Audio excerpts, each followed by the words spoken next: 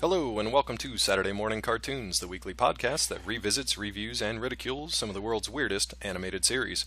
Coming to you today from the planet of New Texas, I'll be your host, Dave Trumbore. Joining me today, as always, he has the humor of the hyena, DC area improv artist and comedian, Sean Paul Ellis. How's it going, buddy? David, how are you doing, Big Pard? I'm big part.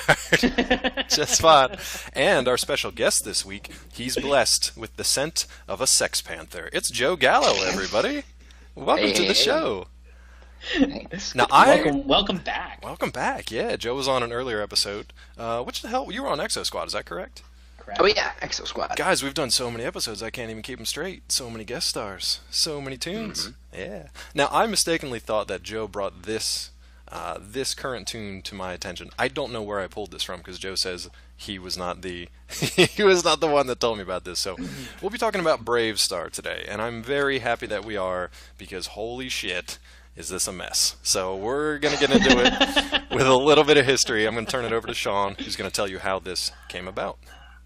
Like every other show that we've watched that has been in the late 80s time frame, Yep. one season, 65 episodes. Exactly. I don't know how they managed to do this for these shows. It's brilliant. It aired originally from September 87 until February of 88. 65 episodes in that. Just think about that. That's amazing. The original concept and idea for Brave Star began, if anybody ever remembered the cartoon Ghostbusters. Now, this isn't the real Ghostbusters. Or the Extreme Ghostbusters. Or the Extreme Ghostbusters. Right. All right, this is just straight up Ghostbusters by Filmation. Now, Filmation ran into, there was some anger and some dispute between using the name Ghostbuster, but suffice it to say, Ghostbusters was terrible and was garbage. But Filmation managed to get away with this for probably 65 episodes as well. Anyway, in Ghostbusters, there was a villain, a ghost that was named Tex Hex. Right. And they translated Tex Hex as sort of like this kind of like ghostly apparition who was also sort of like from a Western era. Right. And they used that guy to pivot into what is now Brave Star. Yeah, so what a hell of an origin story. Like a cast-off ghost from Ghostbusters into this craziness. It's crazy. Yeah. And so they ended up kind of really wanting to develop this whole idea around a science fiction Western, and they kind of used Tex Hex as this main character. And as it took shape, now this was the crazy thing that we learned through watching this show. So originally, Bob Forward wrote the feature film script for Brave Star: The Legend. Yes. Which I don't know. I mean, I wish I would have known that Brave Star: The Legend was a real thing prior to watching like the 4 or 5 episodes that I watched of just Brave Star. Right. Because I feel like Brave Star: The Legend is sort of the origin story, but it came out in like later in '88 after Brave Star, the television show, had run on the air. Which makes no sense, but yeah.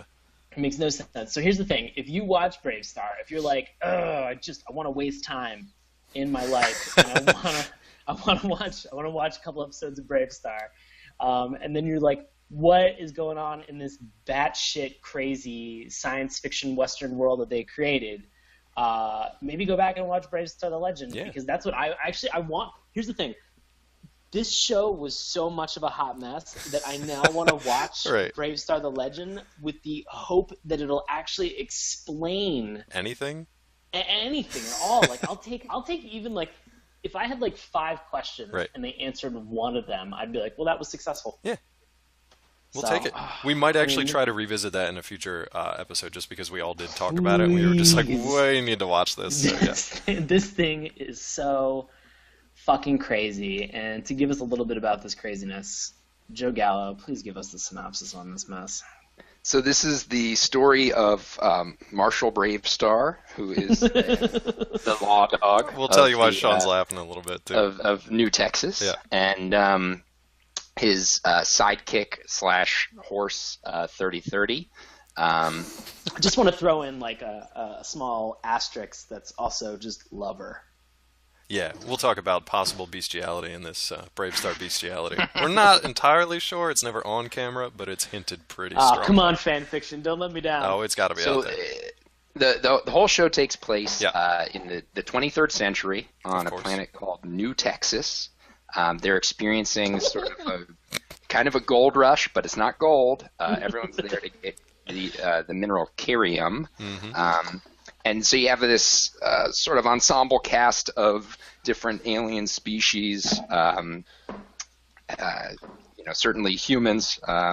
Few and far between, it feels like. Yeah, surprisingly. A lot of weird kind of Mos Eisley kind of weird Star Wars kind of that's aliens. A very good way of putting it. Yeah. Yeah, 3030 is an equestroid. There are the Prairie People, who is like sort of an entire race of Jar Jar Binks talking. Yeah, they're terrible. God, I hate short everyone. folks. And then kind of a freak of the week kind of a thing. It seems like they're making up new species to suit the plot. But there are some repeating characters, like the dingoes or coyotoids. That's right. Who are sort of the typical bad guys, episode to episode. I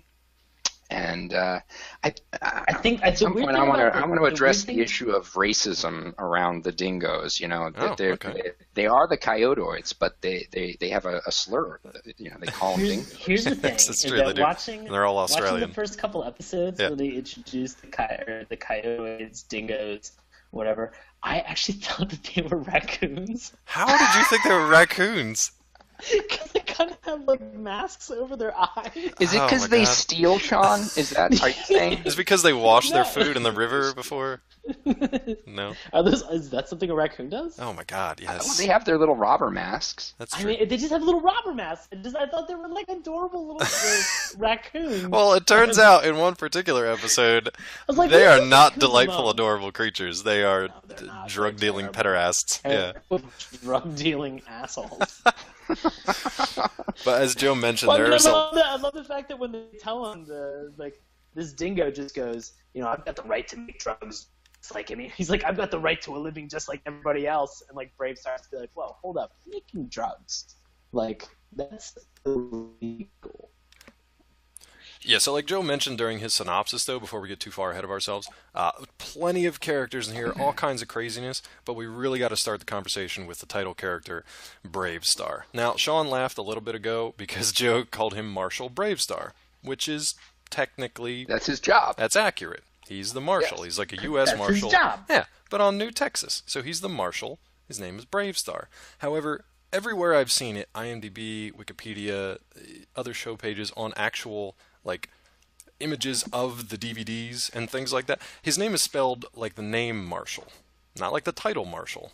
The name has 2 L's, the title has 1 L. It's kind of a nitpick, but we were wondering if his name is actually Marshall Bravestar, making him Marshall Bravestar. That is just a little aside. That's the only way to interpret it. It's the only way to interpret it. And we're digging deep here on Saturday morning cartoons. So that's Marshall Bravestar. Let's talk about this guy, because in theory and in concept, it actually sounds kind of cool. I don't know how they fucked it up this bad, but it sounds pretty progressive. This show is a wonderful concept and idea, right? And like they have a pretty lush environment set up for them on this planet of New Texas. God, the name is not a great start. Yeah, but it's a very interesting concept. Like they do a great job, as we said. Like, it seems like there are a lot of different like alien species that inhabit this planet of New Texas, and it just seems like everything's very like it seems like everything has a lot of history in this. Yeah, it feels like it's lived in. It feels like it has existed for a while when you first see it.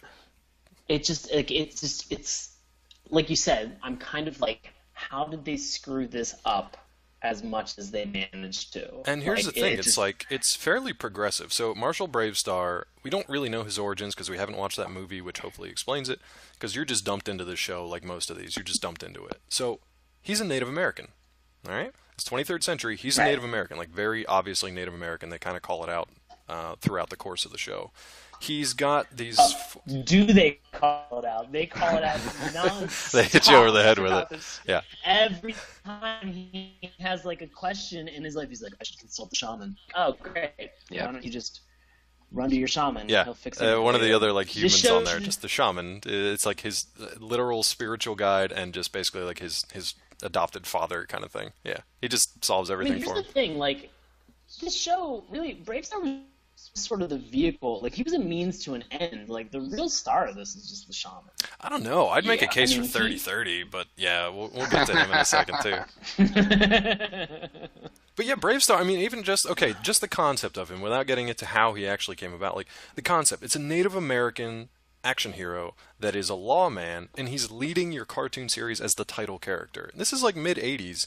That, to me, is fairly progressive. He's not a sidekick. You know, he's not Lone Ranger and Tonto. He's not, obviously he's not a villain, and he's not fighting villains that are other Native Americans, because that would be weird. Well, I also think that the overt homosexual overtones are highly progressive. So whether it's intentional or not, I don't know. Oy. But before we get to them, you guys want to talk about his powers? Let's talk about his powers. We should definitely, because he's not just a regular. Let's only lawman. talk about the one power. Only talk about his only powers that he uses. The only power that he actually utilizes. Yeah. So he has these totem powers because, of course, that's the first kind of stereotype that we roll into because he's Native American. He's got total totem spiritual animal powers. So there's this like gargantuan totem out in the middle of the desert where the shaman kind of lives by his campfire, and it's got a hawk, a wolf, a bear, and a puma. Sounds pretty normal, right? Native American, whatever, you're going with the totem pole, that sounds normal. Each one of those stands in for a power that Marshall Bravestar has. How does he activate them? You guys give me your best Bravestar activation and your favorite power. I want to hear it. Joe Gallo, go ahead. Of the puma. That's your favorite? Puma. Yeah. What I actually like about it is that he brings up Speed of the Puma when he needs to do something really fast, and then it's like a 5-second cutscene while he invokes the Speed of the Puma. Right. He's standing there for 5-10 seconds. Speed of the puma. It's like at that point you're dead. Whatever you needed to do, you're already dead. Every time he Yeah. Every like power that he invokes, he could have just saved time and just asked 3030 to take care of it for him. Yeah, which he does in an episode where he actually loses his powers, and that one's called Strength of the Bear. Right. The bear. And here's the thing. Here's the thing is that like that episode, that instance that you're talking about, Dave, all right? He is like Strength of the Bear, and like it doesn't come to him. And then he's all like, he has the best face, though. He has the best face when that happens because he's just like, bah? He's very disturbed by it. It's real good. It's very like contorted and very like derpy. He's just like, oh no. Yeah, the animation on some of these is really goofy, but yeah. And 30 like steps in to help him out and pulls out his trusty weapon, Sarah Jane. That you hear him. Sarah Jane? What did I say? No, you said Sarah Jane. You're good. Yeah, it's like a blunderbuss. It's like this massive gun. Yeah. Well, and most people don't know this, but this was actually the breakout role for Sarah Jane, who later went to star as the shotgun in Looper. Yeah, exactly. Thanks to Ryan Johnson for bringing that back in the 21st century. Thank you. It was one of those things where, so 3030 has this weapon named Sarah Jane, and he says Sarah Jane like a million times. Anytime he talks, almost in every sentence that he mentions anything, he's like, oh, me and Sarah Jane will take it. Shut up. I don't care about the fact that his gun has a name. Like, it's just, stop it. Well, before we even get to 3030, though, let's go back to his powers. Oh, I was going to say. Yeah, what were you going to say? So he calls this power, and then he can't get it. So he's impotent at this point. He's impotent. Yeah. He's just flaccid. Yeah. It's just a flaccid mess. Yeah, so if you guys aren't familiar with this show or his powers, I just want to roll through them real quick. He's only got 4. He uses them. Sometimes he uses them constantly. Other ones he doesn't use quite as much. You say he only has 4 like it's a problem. He's only got 4. He's pulling powers from animals. Like, who else is doing that? I mean, that's pretty rad. Yeah. That's a it's cool great. idea. I'd love to have, for example, Eyes of the Hawk. Because why not? He's kind of like Beastmaster, if you guys remember that movie. Right, yeah. Yeah, he's totally Absolutely. Beastmaster. He just borrows like the eyes of a hawk. Not physically, because that would be weird, but he can just see like over long distances, and he can see from high above. He just pulls a hawk. Yeah, out just of the pulls sky a hawk and out. gouges his eyes out and puts them in places. The show got real dark. This is a terrible show. But yeah, he uses it for everything as like important as like finding somebody who's lost in this like maze of canyons, or finding I don't know, a drug factory that's out in the middle of the desert, or something as mundane as being lazy and being like, where's my sidekick partner 3030? I'm bored and I'm lazy, so I'll just use Eyes of the Hawk and I'll be able to find him. I would use these powers to be lazy all the time. Yeah, it's so much easier. Let animals do the work for you. Yeah. Ears of the Wolf. Not very often used. You'd think if you had wolf powers, maybe hearing would be the last one you'd use. I'd use like teeth of the wolf maybe, or like fur coat of the wolf. It's something. I think social structure of the wolf. Alpha male dominance of the wolf. Something. Fucking ears. I really think they could have like pared this down to just strength of the bear. Maybe. just powers of the bear. Because guess what? Bears can see pretty well. He uses strength of the bear multiple times in like every episode. It really is so good. I still have yet to ever see him use ears of the wolf. I didn't see that. Okay, so he uses ears of the wolf in an episode called Space Zoo, which is nuts to begin with. But my favorite line, he has to activate these powers by going, ears of the wolf, the wolf, the wolf. And then he activates them, like we mentioned. And then he says something like, down that way sounds like the sounds of the living, but unhappy living. It's just like, god damn, like the powers are great, your dialogue is horrendous. Horrendous. And it's unfortunate, because it's pretty cool. Like, the general concept, like, okay, Native American lawbringer, sci-fi, like, foreign, like, distant planet in the far-flung future. He's got all these awesome powers of animals, and then, whoa, that's as far as it went. That's as far as it went, because everything just went to shit from there. What do you guys even want to talk about as far as just like where this thing went wrong? Do you want to start with 3030? Because that is a whole entire mess. Yeah, let's get into 3030, because 3030 is a giant part of this show.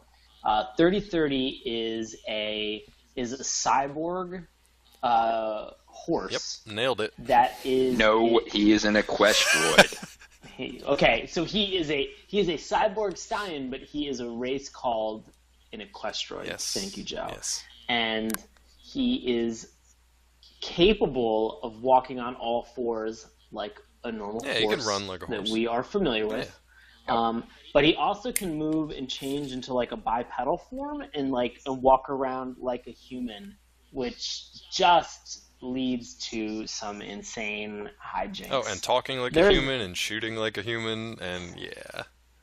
There are just so many moments, like so many like cheeky moments where like 3030 and Bravestar kind of like look at each other and they're like, yeah, right, wink, wink, nudge, nudge. Now here's the thing: they call each other they call each other like Pard, like Big Pard, which is a weird nickname. Partner. Yeah, his big partner. He just calls him Big Pard. Well, and in episode 1, I mean, he talks about like, I need 3030. Oh, it gets graphic. Yeah, it gets pretty.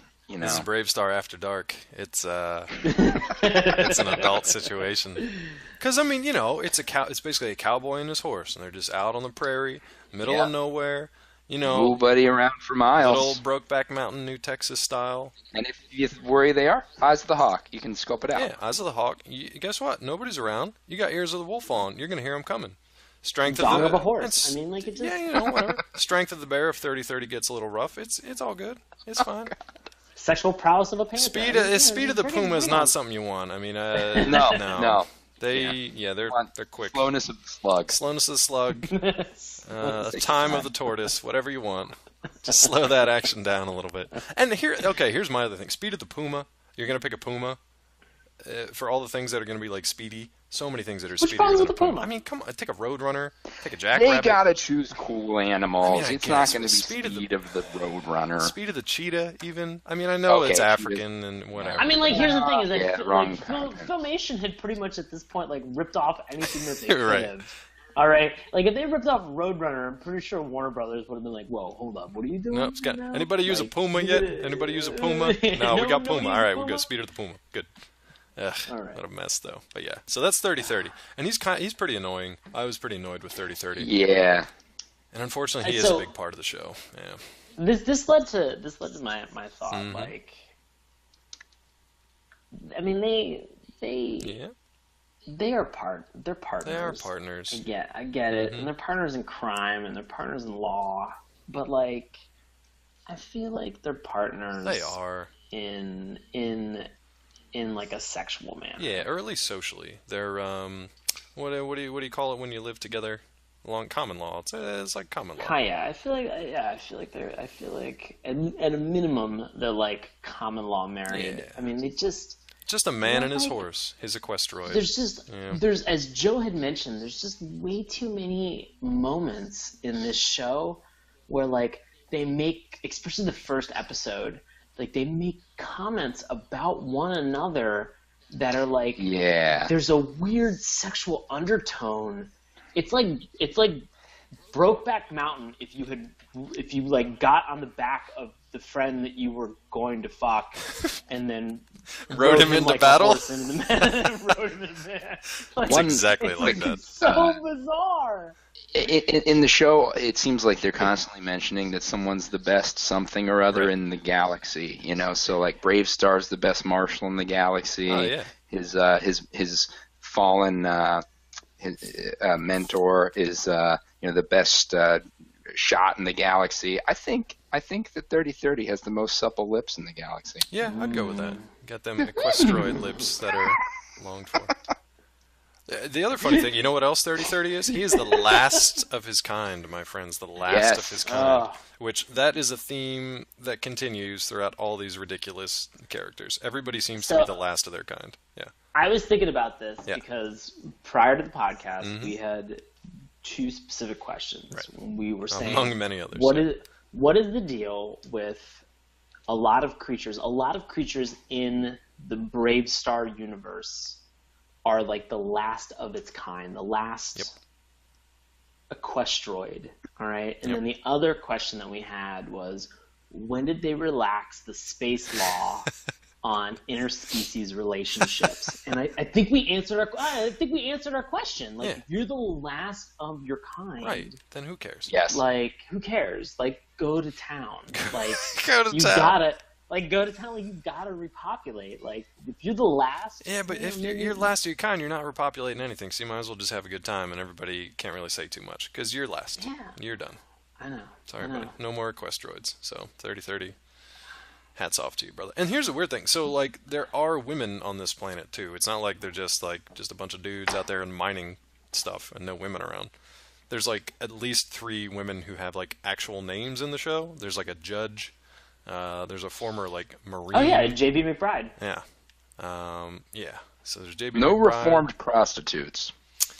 They left some tropes yeah, unmined for children's cartoons, surprisingly. I know. No, No just raging venereal disease in the new Texas None. Old West? No, nothing like that, as far as we know.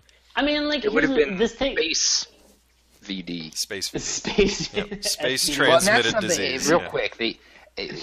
I felt like I learned everything I needed to learn about the show when, I believe in episode 1, Yeah. there is a Franklin stove in the background. Right. Yeah, exactly. You're obsessed But it's with the not stove. like a normal Franklin stove. No. It's, all chromed out and stuff because it's a space Franklin It's stove. a space stove, correct. Yeah. So- So they've taken, like, not ancient, but, like, colonial technology and Right. just moved it into space and put some doodads on it. And, yeah, it's 23rd century work of art right there. I mean, that was my biggest, like, that was, I don't even know how to get into this. Like, that was the biggest problem. Like, we can terraform Yes. in this universe, Far but we flung are planets, stuck in shitty pioneer time. Like, there's like, we've come so, it's like taking 2 steps forward and then taking like a trillion steps back. Look, man, they've Like, got it's just- hover bikes. They've got horses Yeah, that are hover fucking copter thing cyborgs was that talk. awesome. I mean, they've got all kinds of, like, vehicles and stuff.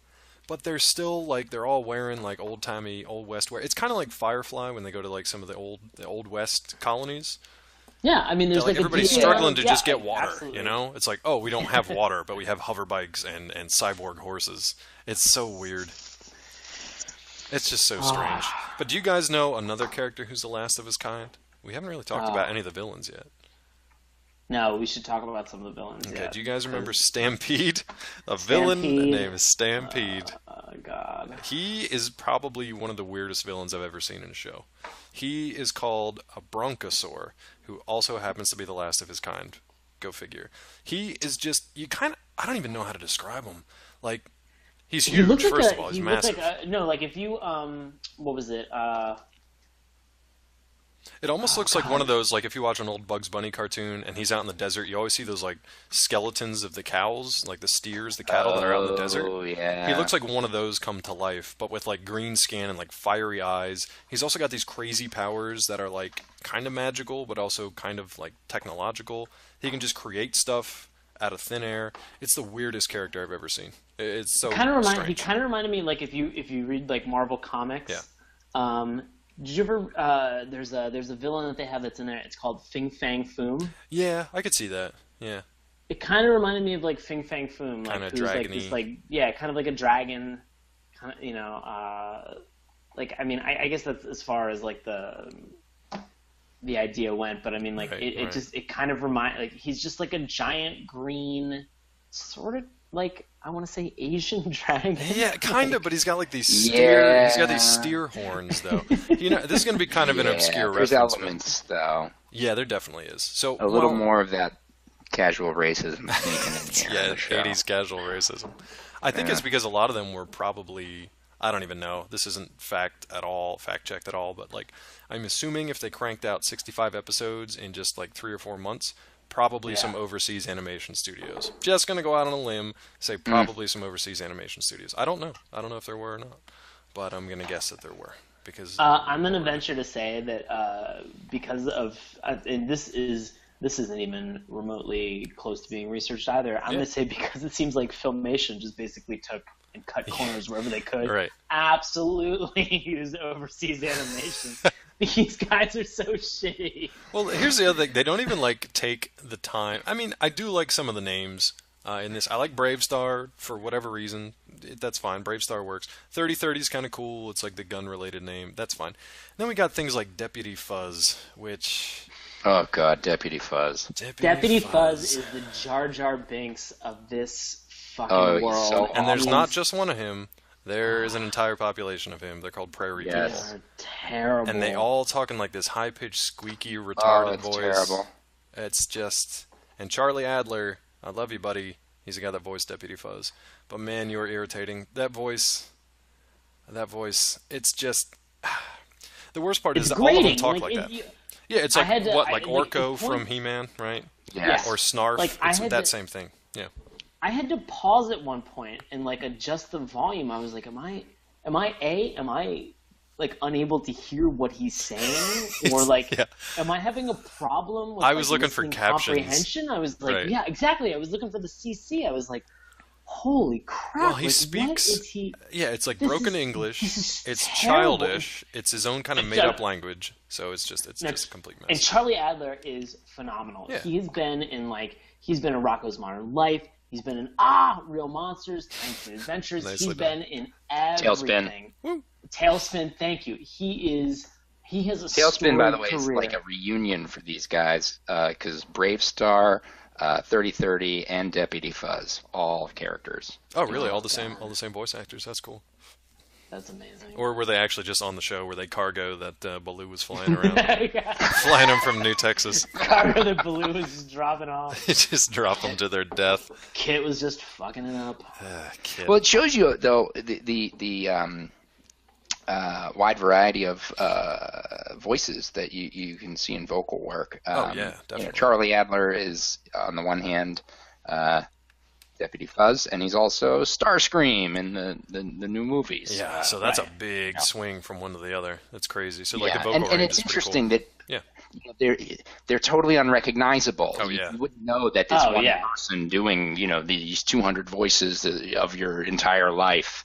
He's sort of anonymous because you don't see his face. Dude, I can't imagine, like, the animation aside, I can't imagine doing the voice work for a 22, 23-minute long episode every day, 65 episodes, Granted, that's maybe like what, a few months worth of your life, but that's a lot of just back-to-back work. And it's no wonder the dialogue was so terrible because they rushed through everything. These guys probably had like a one-shot take, and that was it. That's all they got.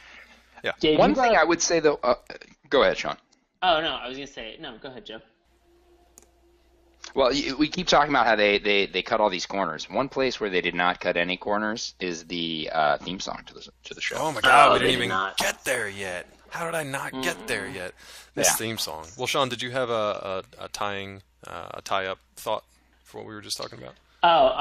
No, I had a completely new thought, okay. I would love to get into this theme song. So I don't even know where to begin with this. The animation is an interesting, so just the visual look of it, it's interesting. I don't even really know how to describe it. It kind of looks like that early like Ralph Bakshi animation of that kind of like rotoscoped look, pseudo-realistic but over like an animated background. I don't really know how to explain it. You kind of just have to see it. It's tough on the show, but yeah. Like in terms of like animation style for this, I made it a math equation. It just says heavy metal plus Hanna-Barbera plus Gem and the Holograms. Yeah, that's like, actually weirdly works out because it's definitely the heavy metal kind of like realistic portrayals with the crazy colorful backgrounds, but then it definitely has that cartoonish quality to it too, with some of the, like the lesser characters like Deputy Fuzz. Yeah, I could see that. If you guys can hold those three images in your head at one point, you know kind of what if those three images could have like really consensual, like one wild night of passionate lovemaking. Hey, they're all the last of their kind, so. Yeah. Oh God. Ugh. So this theme song is just. I mean, I had to like. I watched it, like, we watched a lot of these episodes, like, on Hulu, which, thankfully, on Hulu, they got 30 give you the entire theme song from the beginning. Right. And so, like, any episode you watch has that theme song buffered in. And so, like, I watched this theme song, like, 4 or 5 times. Right. And I finally had to, like, Google the lyrics because I was just like, what are they saying? So let's break it down. There's obviously the music. There's a narration who has like this weird rhyming partially scheme. Sung, partially spoken. Yeah, and partially just kind of garbled through because it sounds like they just grabbed somebody off the street and they were just like, come in and say this name over and over again, and then we'll give you $10. And buy you lunch. Yeah, we'll buy you lunch, whatever. No money for you. But it's just like the weirdest compilation of things ever. They just sing his name over and over again. So there's the Brave Star. And then there's this guy that just has this narration, which I believe Sean will enlighten us with. Do you want to do that now, or do you want to do it at the end of the episode? Yeah, let's do this. Let's get into this. All right, buddy. We're going to have a little session of slow poetry jam, cartoon style from Sean Paul Ellis. Let's take a listen. Okay. So, as Dave mentioned, there are multiple times where they just say Brave Star, like quite often. And Joe, I think you messaged me and said I counted. Yeah. It's at least 10. It is actually 10 times. It's 10 times in like the chorus that they have, which are just them saying the name, but it's 11 times total because they say it in one of the verses. Oh, I see. Oh, nuts. So I'm just gonna do the spoken word stuff that they have for like the actual theme song. It goes, in a distant time, in a faraway place, the planet New Texas floats deep in space. Sky of 3 suns, land of precious ore, the Carium brought, outlaws by the score. And then there's a lot of like, brave star, brave star. You could have done that. You could have had lunch that day. Yeah, you could have got free lunch. I would have loved to have had lunch that day. It says, then one day, a lawman appeared with powers of hawk, wolf, puma, and bear. I wish they would have rhymed it at that point and said powers of beer. That would have been amazing. It's like, he's got these animals, and he's a real drunk all the time. But continue.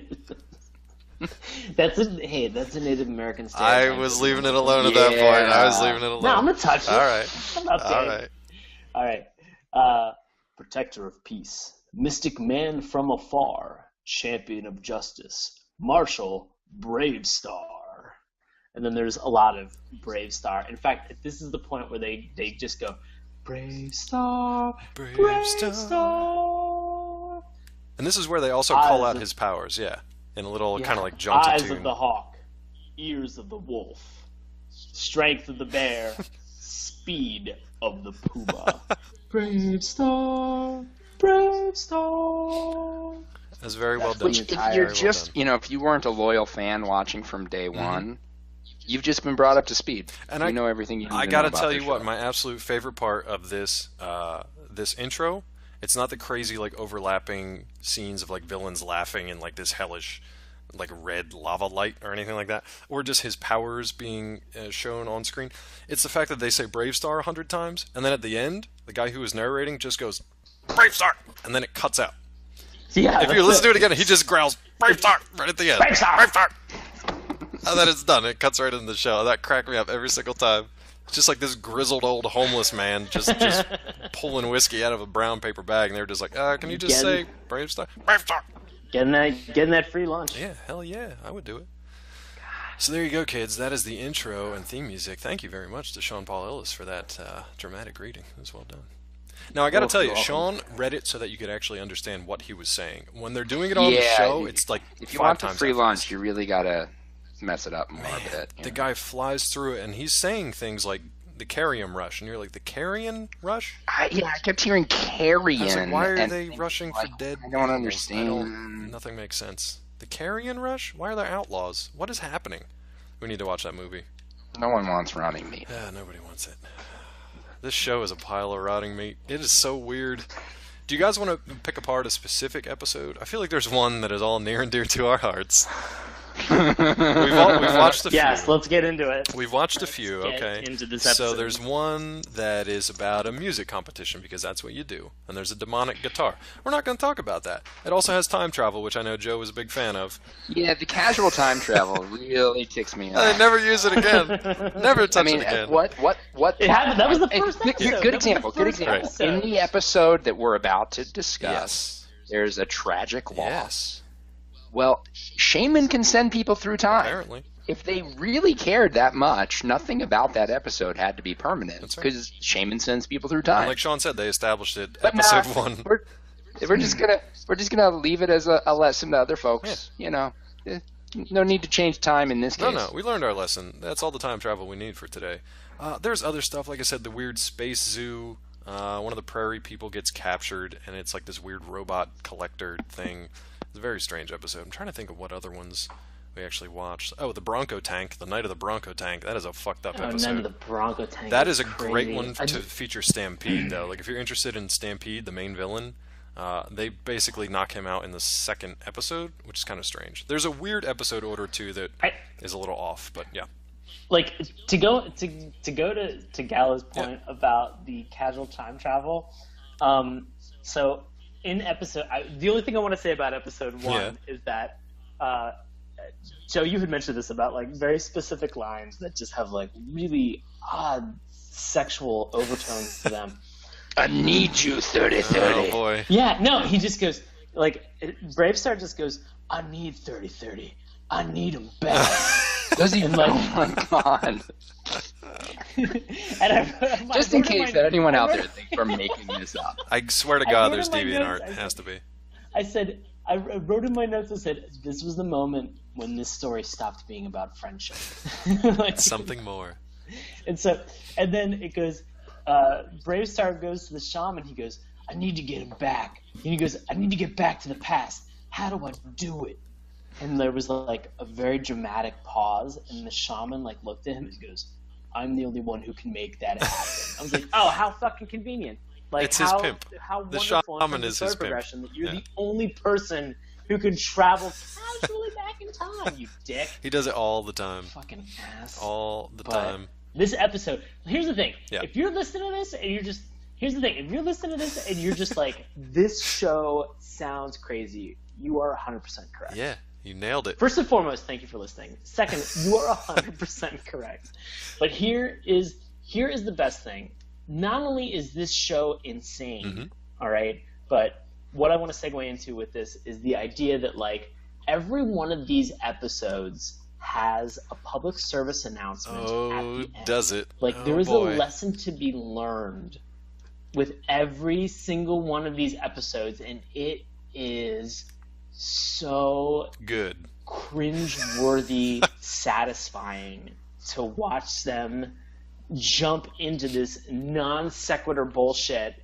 Like, if they would have just let the episode like lay, if they would have been like, this is it, like, this is the thing, friendship is a real thing, you need to value your friends are important, it's a part of being a successful, regular, normal, healthy human being. Right. Great. You could have implied a majority of that content from just watching the episode and not being an idiot. Kids are dumb. But need to hit them over the head with it. They feel the need to spell this out for you. Oh my god. Well, let's talk about what was that. We were all children of the 80s. And this brings us to the episode. Yes. This brings us to one episode that we have all watched that we were all just like, my mind is exploding from what is happening. Joe right actually now. died. We had to bring him back through time travel. I died. He died. I've literally died and gone to heaven. We brought him back through this time is an travel. episode.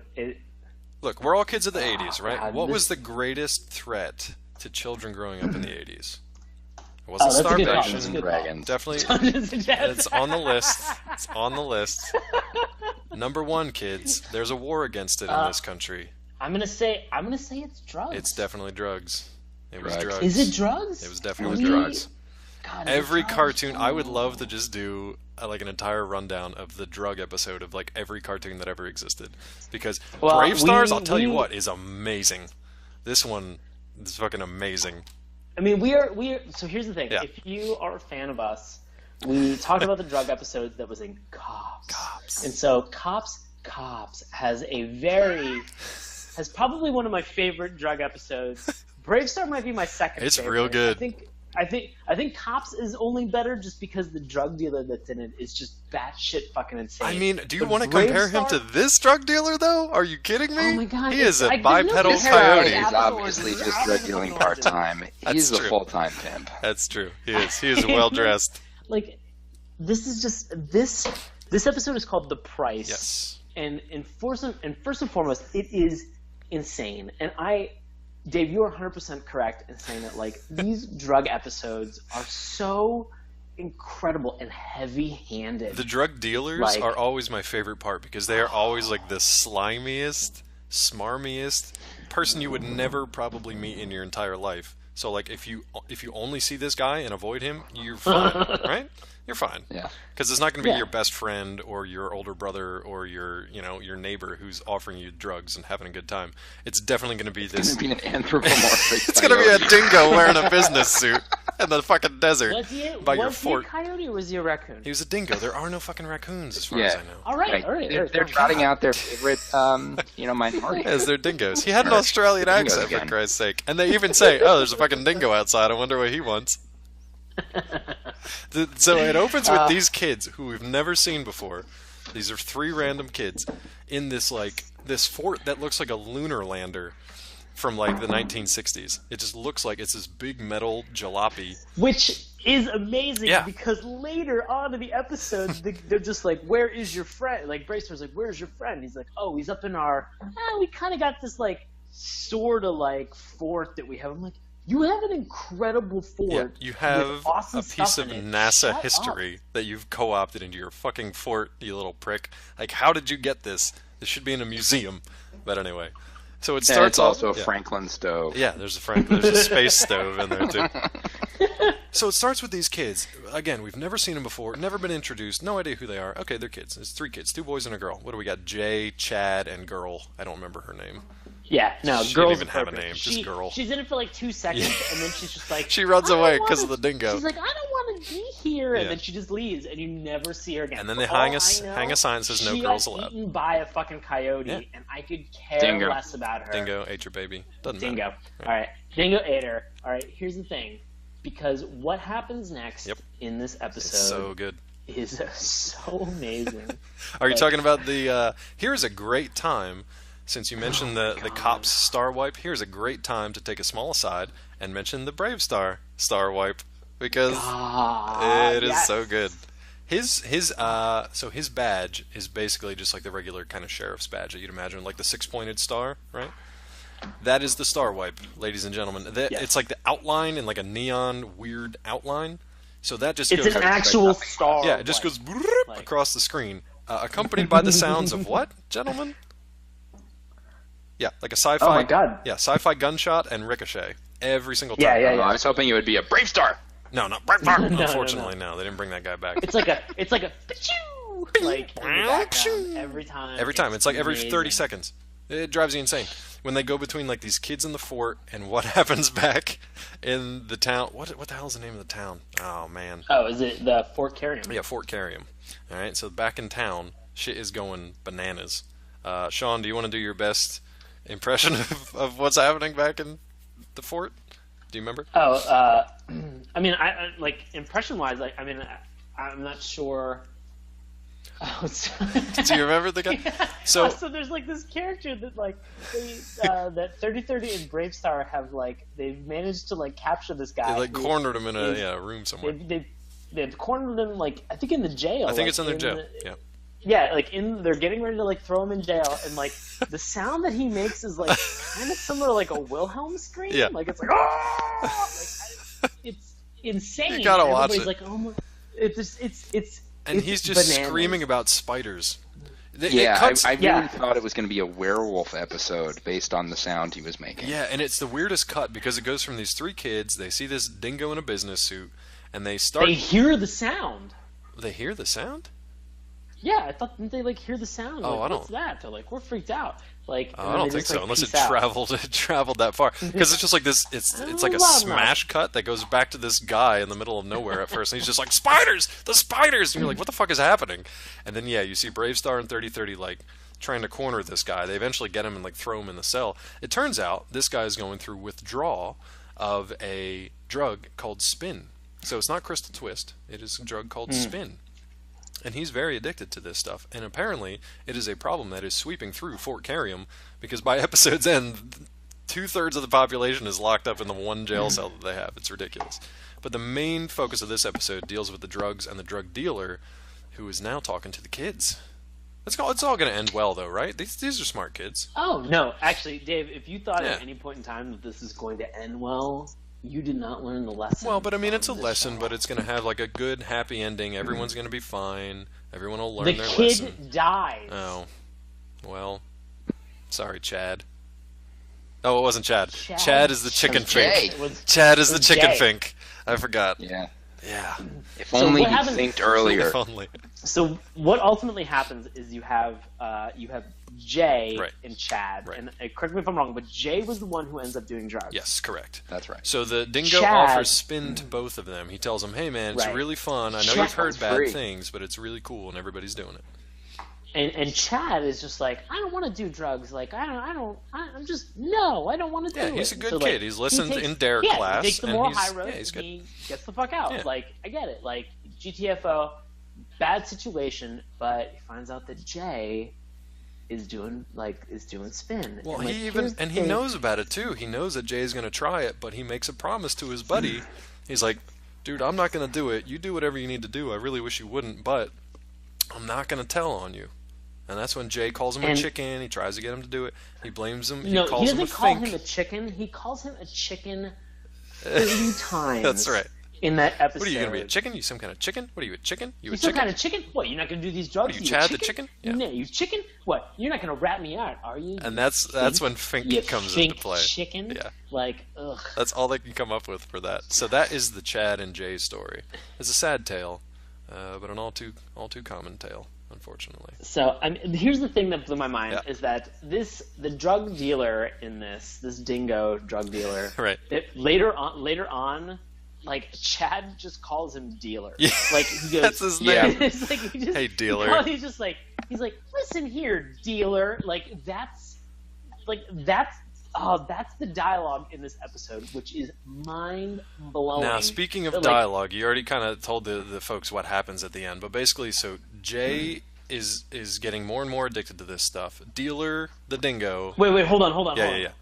Just in terms of getting addicted to this, we need to talk about the vessel. The actual drug that itself? Spin Like- that the spin is contained in. It's in like the smallest like tchotchke jar Yeah. that you could imagine. And it's like this And, like, fluorescent orange liquid. not even that. It's how it's distributed. Right. It's not like they use like a dropper to like put it like in your eye or an ear, Yeah, or like snort it or mucus smoke it or membrane anything. where it could like quickly absorb. No, like you put it in a turkey baster and inject it up your. Hey. Yeah, exactly. Like you like the dealer just pours this tiny tchotchke jar into this kid's hand, and then he just massages it creepily. So into his creepy. hand. Oh yeah. So creepy. And the kid is tripping balls at this point, and they don't shy away from it. That was actually kind of cool for this show. They don't shy away from it. That was at all. cool. Yeah, I liked it. Because he was But definitely to going go through back- the issues. Yeah. But Dave, to go back to the incredible dialogue that we've been talking about in this episode, it gets very deep, it gets very heavy, it gets very serious. Yeah, so Chad for a while is struggling, like, he goes back, he sees that they're having issues back at the fort, but he doesn't want to rat at his buddy, even though he doesn't want to fink him out. Doesn't want to fink him out. He doesn't want to be a chicken and a fink. He doesn't want to be a chicken fink. Oh. So he doesn't tell on him. He doesn't tell. And then at some point he kind of breaks, and he's like, all right, something's going down. There's a dingo. He's giving Jay some spin out at our creepy fort. Maybe you should check on him. So they go check on him. And what do they find when they get there? They find Jay. They do, and he's still in the fort. And Chad climbs Call up a doctor. the fort. Yeah, 30-30. Chad climbs up the ladder and then faints. Yeah. And Bravestar goes up and checks on him. Bravestar goes up. He holds his 30-30. He holds Jay's hand up, and 30-30 calls out. He calls out, "Call Dr. Clayton." Wow. Call Dr. Clayton, because that's what they've done for all the speed freaks back in Fort Carrium, and Dr. Clayton saved most of them. Call Dr. Clayton, Bravestar says. What's he say? Not necessary. What's he say, Joe? It's too late. Don't bother. It's too late. It's too late. And then this is amazing. If you're not already convinced, you need to watch this episode. They now cut to the shaman who pops up out of nowhere. A close-up on this animated shaman face. He's got, I kid you not, the single tear beating up in his eye and rolling down his face. And that is how... And scene. I love the comments, though, because some people are like, wait, was he upset that the kid died from drugs, or did somebody throw trash on the highway? That was my favorite fucking comment. They literally end the episode with Bravestar, because I had to pull it back up because I'm crying. It's like the shaman. All right. They had to... Well, and the shaman gets over pretty quickly, because he must be like, all right, well, I guess I could time travel to bring him back. It's like, no, man, lesson learned. Hot pocket. Oh, he cries, and then, like, it cuts 3 seconds after that. Yep. All right. Fade to black, and then bring the lights back up. No fade to black. It cuts to a hard cut to Bravestar with a wreath standing over the kid's In the fucking grave. desert with the kid's whole name on there. And just says Jay Oldman. Jay He's Oldman. putting a wreath on his grave. Hey, kids. You might have heard about drugs. It is so amazing. Oh, the best part is, like, at one point... Here's Nancy of the Reaganoids. Last of her kind. Just say no. Oh my god.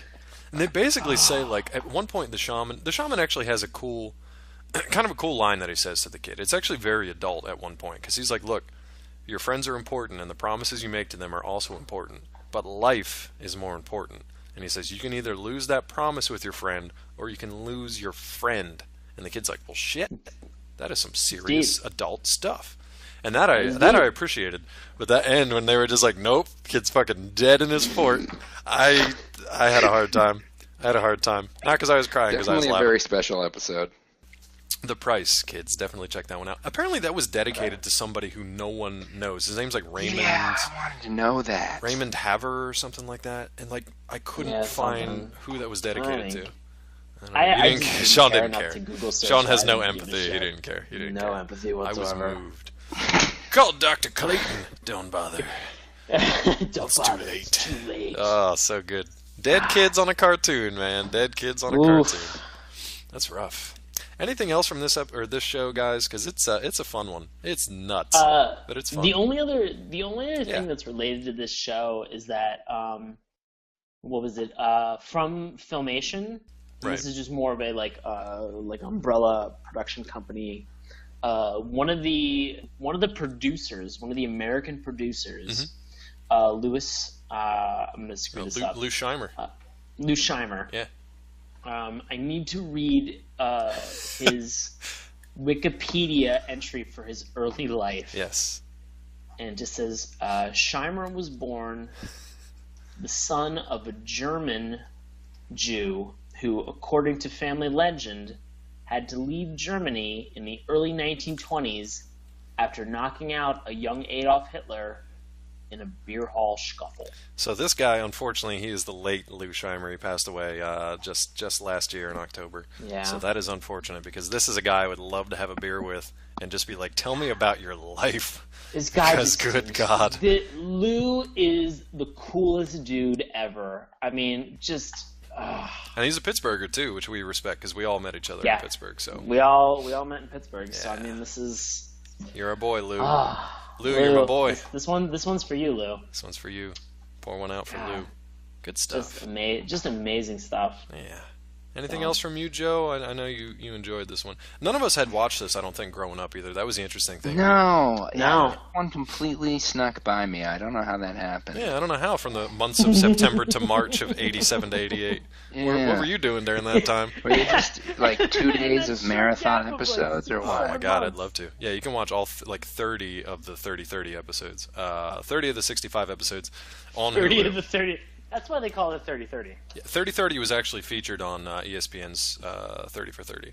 So I might want to check that one out. Yeah. That's pretty cool. The behind the music is called Hindsight is 30-30. Oh my God, that's so good. It's so good. That's so good. Yeah, Joe. This is why we like having Joe on. Joe is actually going to be joining us next week, and he will get the prestige, the honor of picking our next cartoon, but we're not going to get to that just yet. We're going to tease you a little bit because, first of all, guys, do we recommend Brave Star? I think we do. Not because it's good, because you need to watch this. I give it 2 out of 5 grappling hooks. 2 out of 5 grappling hooks. That's not a lot of grappling hooks. I mean, it's enough for each arm, but I don't know. I recommend this. I recommend this wholeheartedly. Because, not wholeheartly. Okay. I kind of like. I recommend this in sort of like an ironic, detached kind of a way. Absolutely. Like it's very good in terms of its premise. There are just some problems in terms of its execution. Mm-hmm. It's very interesting to watch because, like David mentioned earlier, for the time period that this came out, the fact that it had a Native American as the lead character, I think is remarkable. And it's actually it's a good cartoon. Like, and I think in terms of like, I think when this came out, I was what, 7 or 8 years old. Yeah, and I was like 4. And right. And so the messages that they are trying to convey, I mean, I think that they are good, if not a little bit heavy-handed. Sure. It's interesting to watch, but I really feel that the strength of this show is in the bear. Is in the bear. It's just the rich history that they created for this universe that they live in. And I'm actually and that's the reason I'm recommending this is because I actually now want to watch the full-length feature film for this. Yeah, we might have to do that. Help. Yeah. I want to watch it just on my own, just to to gain that additional information just about why Brave Star chose New Texas. And is his name Marshall? Why is it? Yeah, and is his name Marshall? And why did they name a planet New Texas? That is just fucking ridiculous. A majority of this show is so batshit crazy, but it seems to work, and I don't know how, and so I'm curious to learn more about it. Look, I also recommend this. You've piqued my interest, Filmation. Yeah. Thank you. Well done. 65 episodes out there. I really need to tag on. This is one thing I wanted to mention too. Sean brought it up in the episode, the price. At the very end, when Brave Star's doing his PSA, if you guys miss this, you got to go back and watch it. He lays the wreath down on the grave, right? He doesn't know how to exit the stage because the animator didn't know how to draw him. So he fucking robot slides to the side and then just burp burp burp, just half kind of just pop and locks his way off the stage. It's so janky and he doesn't know. It's amazing.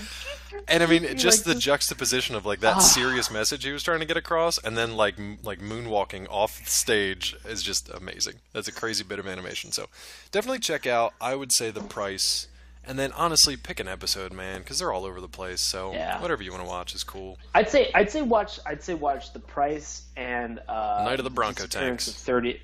Night of the Bronco Tanks is good, but I think if you want to see some I know we've talked a lot about 30-30. the relationship between 30-30. I don't feel like we've hit enough of the relationship. Yeah, there's a lot to dive into. And in Brave Star, but the first episode, like it becomes, I think it's called The Disappearance of 30-30. Right. Like that relationship becomes so glaringly apparent that you're just like, oh no, what is going? Like he is in a sexual relationship with this horse. Like there it is, kids. It's worth watching. Oh, definitely. This version of it, not the ones that you find on the dark web. Stay away from those versions of horse sex. Anyway, moving on. Yeah, I would also recommend Strength of the Bear episode, because that's where Bravestar loses his powers, has to go on kind of like this spiritual quest to get him back. That is almost as close to an origin story as you can get without the movie itself. So I'd say check that one out. Okay. Now that we're coming to the end of the show here, we're going to move into our section in case you guys have anything coming up that you'd like to talk about. Since, Joe, you're our special guest, I'm going to allow you to go first. Anything you want to tell the folks about? You got nothing coming up? Well, all right. How about you, Sean? Joe says fuck off. I don't have I don't have any shows coming up until the October through the rest of the year. I'll have a bunch of shows, but cool. Right now for August and September it is pretty quiet. Yeah, which is good because we've had kind of a crazy busy summer with a bunch of stuff. The only thing I have coming up, Dragon Con is going on in Atlanta this coming weekend, so I will be down there. It'll be my first time there, so I'll check that out and maybe report back if I find anything cool. There's some cool podcasting stuff, some cool TV stuff, comic stuff, so we'll see what's up. Awesome. Let's do some contact info now. Sean, where can we find you on social media? You can find me on Twitter and Instagram at Sean Paul Ellis. And Joe, would you like the people to find you and let you know how much they loved you on this show? Indeed, I'm at Crazy Joe Gallo. Crazy Joe Gallo. And if you want to pester me at all or ask me more about 3030 and Marshall Bravestar Deviant Art, you can find me on Twitter at Dr. Claw MD. You can find more about the show at SaturdayMorningCartoons.com. That's morning with a U. You can also check out an awesome Tumblr page populated by our one and only Sean Paul Ellis over at SaturdayMorningCartoons.tumblr.com. I have some fantastic news for longtime listeners and new folks alike. We are finally on iTunes. We are finally on Apple iTunes. We've got 90s. We did it, guys. We did it. All thanks to you and your help and your support. support. By that we mean Dave did it, guys. Dave did Sean spot checked some XML code for me, so I will thank him for that. Actually, most of it was done through Podbean, and they're not a sponsor. We pay them, so it's the opposite of how this is supposed to work.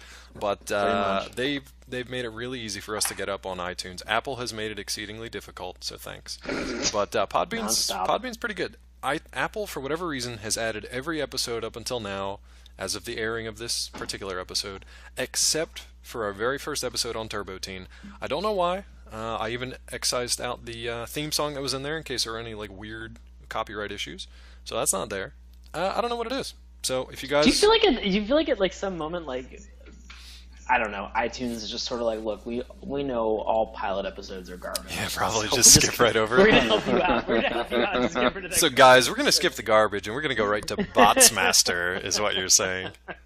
But yeah, guys, head over to Apple iTunes, head to the store, click on the podcast link, and just do a search for us. We're probably not going to show up in any of the top 10s just yet. Fingers crossed. But yeah, do a Saturday morning cartoon search. Remember, that's morning with a U. And we should pop right up, man. You'll see our logo, and you'll be able to download all 15, I believe, at this point, of our episodes. So that's pretty cool stuff. Also, you can find us on Twitter at MorningTunes. If you want to hit us up there, we'll be posting the links and stuff up there, too. So all that will also be in the show notes. As for next week, Joe will be joining us once again because Baron is off on his island honeymoon vacation. So, Joe, would you like to tease the folks about what they're going to be listening to next week and what you're going to make us watch? Because I don't even know. Next week, it's going to be my favorite cartoon involving a team of heroes on a submarine who use a large hot tub yeah. to turn into aquatic creatures, it's the one and only tiger sharks. Oh man, I have no idea what's gonna happen boy. on this one, but I've it never sounds watched Tiger good. Sharks. We were either. I have a. Yeah. I have two things before we sign off for the evening. Congratulations to Matthew. Congratulations, on his buddy. wedding. You and Rachel. Congratulations to Matt. To you and Rachel. I hope you guys are having a fantastic time. Finally, sort of in the same vein that every episode of Brave Star ended, do we happen to have a PSA that we might have for our listeners? I'm going to turn that over to you, improv man, because I am terrible. No, I mean, we don't have to have, we do not have to have it. I mean, here's what I would say, and this is just off the cuff. This is from the bottom of my heart to all the listeners out there in podcast land, and to all the young cartoons out there that haven't been around real long. Like, kids, I guarantee that you've heard about some crazy drugs that are out there. Like, we know about Spin, we know about Crystal Twist. Do you guys know of any others that, like, have popped up? No, I'm now going to be scanning cartoons for drug episodes. Yeah, we're going to look for drugs. But just do the drugs, kids. Just do the drugs. That's our PSA from Saturday Morning Cartoons. Oh no! Just do them. Look, man, you don't want to be a chicken fink. You don't want to be the kid who's not doing the drugs. No. Everybody else is going to be having a good time. Cool. Yeah, you definitely want to be Everyone cool. wants to fit in. You got to fit in. Do the drugs. I mean, if you take nothing away from this show, do the drugs. Look, you might get to cross paths with such legendary heroes as Brave Star, JT Marsh, Bulletproof Vest. You don't know. You don't know who you're going to come across. So do the drugs. That's the best advice I have for you. You might even create one of these fucking bananas cartoons that we end up talking about while you're on the drugs. That was beautiful, Dave. Thank you, and I hope that I hope the kids out there listen. So yeah, Saturday Morning Cartoons. We're gonna go do the drugs now. So we'll talk to you guys later. See you next week. Yeah, few and far between. It feels like. Yeah, surprisingly. There's a lot of weird kind of Mos Eisley kind of weird Star Wars kind of. That's aliens. a very good way of putting it. Yeah. Yeah, 3030 is an equestroid. There are the Prairie People, who is like sort of an entire race of Jar Jar Binks talking. Yeah, they're terrible. God, I hate short everyone. folks. And then kind of a freak of the week kind of a thing. And it seems like they're making up new species to suit the plot. But there are some repeating characters, like the dingoes or coyotoids. That's right. Who are sort of the typical bad guys, episode to episode. And I think at some point I want to address the issue of racism around the dingoes. They are the coyotoids, but they have a slur. They call them dingoes. Here's the thing: That's true, they do. And they're all Australian. Watching the first couple episodes where they introduced the coyotoids, dingoes, whatever, I actually thought that they were raccoons. How did you think they were raccoons? Because they kind of have like masks over their eyes. Is it because they steal, Sean? Is that are you saying? Is it because they wash their food in the river before? No. Is that something a raccoon does?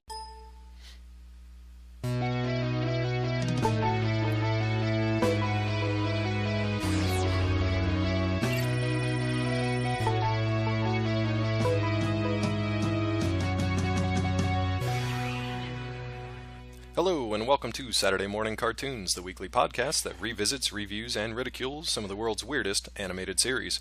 Coming to you today from the planet of New Texas, I'll be your host, Dave Trumbore. Joining me today, as always, he has the humor of the hyena, DC area improv artist and comedian, Sean Paul Ellis. How's it going, buddy?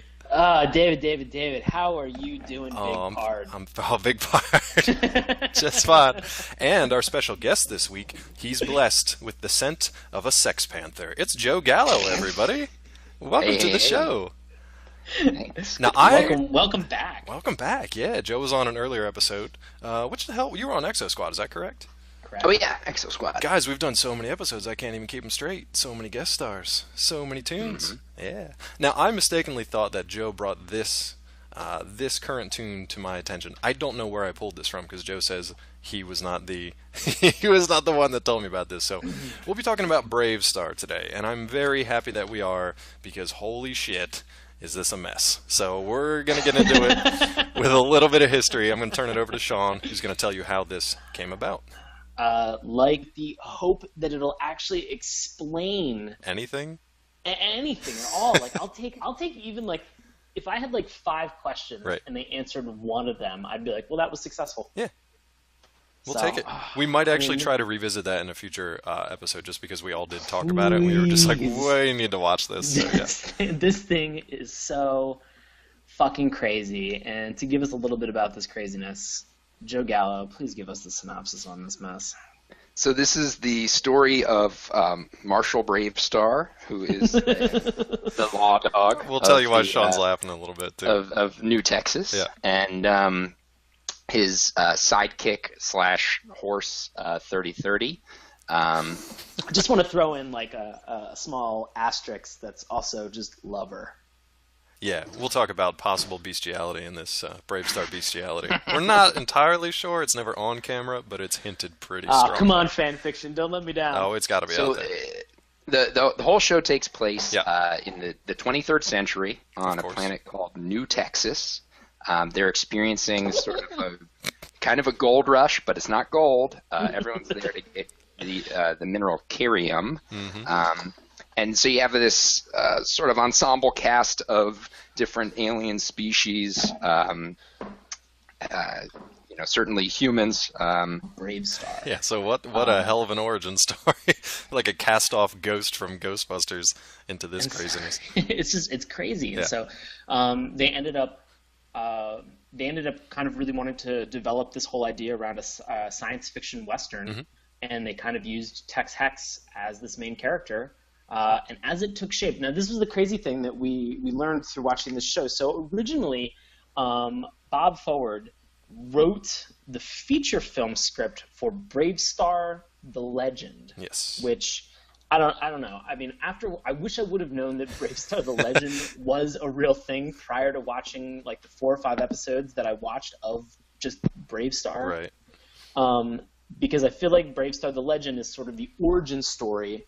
But it came out in like later in '88 after Brave Star, the television show, had run on the air. Which makes no sense, but yeah. It makes no sense. So here's the thing. If you watch Brave Star, if you're like, I want to waste time in my life, and I want to watch a couple episodes of Brave Star, and then you're like, what is going on in this batshit crazy science fiction Western world that they created? Maybe go back and watch Brave Star: The Legend, because that's what I want. Here's the thing. This show was so much of a hot mess that I now want to watch right. Brave Star: The Legend with every other show that we've watched that has been in the late 80s time frame. Yep. 1 season, 65 episodes. Exactly. I don't know how they managed to do this for these shows. It's brilliant. It aired originally from September '87 until February of '88. 65 episodes in that. Just think about that. That's amazing. The original concept and idea for Brave Star began. If anybody ever remembered the cartoon Ghostbusters. Now, this isn't the real Ghostbusters. Or the extreme Ghostbusters. Or the extreme Ghostbusters. Right. All right. This is just straight up Ghostbusters by Filmation. Now, Filmation ran into, there was some anger and some dispute between using the name Ghostbuster, but suffice it to say, Ghostbusters was terrible and was garbage. But Filmation managed to get away with this for probably 65 episodes as well. Anyway, in Ghostbusters, there was a villain, a ghost that was named Tex Hex. Right. And they translated Tex Hex as sort of like this kind of like ghostly apparition who was also sort of like from a Western era. Right. And they used that guy to pivot into what is now